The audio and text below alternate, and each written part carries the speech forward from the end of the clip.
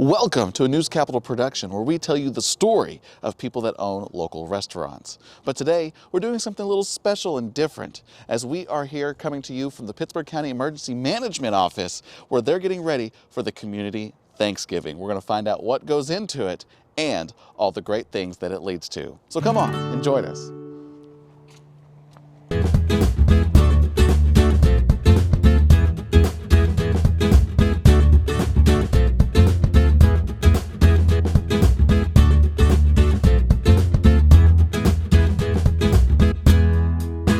I'm Michelle Fields. I am the Pittsburg County Assessor. What we're doing today is the elected official annual community Thanksgiving dinner. Awesome. So how long has this dinner been going? This is the 36th year for the county to host this dinner. That's a very long time. It is a very long time. A lot of bellies to feed. There's a lot, at least, I was asked the other day how many families we feed, and I've never broken it down to families, but we've fed over 3,000 meals have went out the door in a year. That's incredible. So do you know how things kind of got started originally? I do. So there's a nice lady named Charlene Spears. The very first year, the dinner was at the J.I. Stipe Center. And it didn't go kind of, I think, as they planned it, so they branched out on their own. Some of the elected officials did, Jim Kelly being one of them.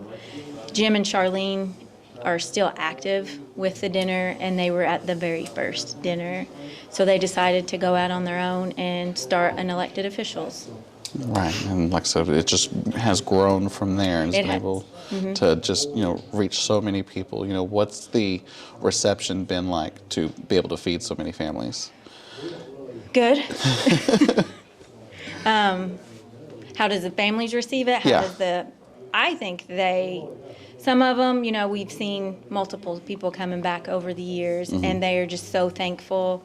There's some people that even pay. They will give a donation as they drive up, and they're just so thankful that they have a hot meal for the holidays. Right. So what goes into preparing to make all of these meals? Ooh, a lot. There's a lot of prep work. We start in probably about August, preparing for the dinner, as far as just having, this is what we need to do this year, different from last year kind of meeting. We ordered the groceries the very 1st of November. And then today is the Friday before Thanksgiving, and we'll cook probably 20 to 30 pans of cornbread. That's a lot of cornbread. So what all is in the meal? They will get dressing, turkey and dressing, mashed potatoes, green beans, a roll, a piece of pie, cranberry, and a drink. Gotcha. Kind of backing up, how are the funds gathered and things like that to pay for the meal? So it's strictly donations only. We do send out, we have some pretty generous donors that will give year after year. We have at least 2 fundraisers in the courthouse. We usually have a bake sale or a breakfast sale. Right. And so we'll just get people of the courthouse donating, people off the street as they're coming in to do courthouse business will donate. What day was it last? No, it was this week. Wednesday of this week, the Ministers Alliance Fund actually had their own fundraiser. Oh, wow. And they donated half of their proceeds to this dinner. That's really cool. It's the first year, and it was a great banquet. Absolutely, that's really cool. So how long do you collect donations? Is it kind of a year-round thing, or is it? Yeah, if they'll give year-round, we'll collect year-round. They usually start coming in about October. We'll start getting donations. And it's a lot of, the banks in town donate. Freedom Ford, he's a good donator. Absolutely. Kaimishi Electric is another generous donor.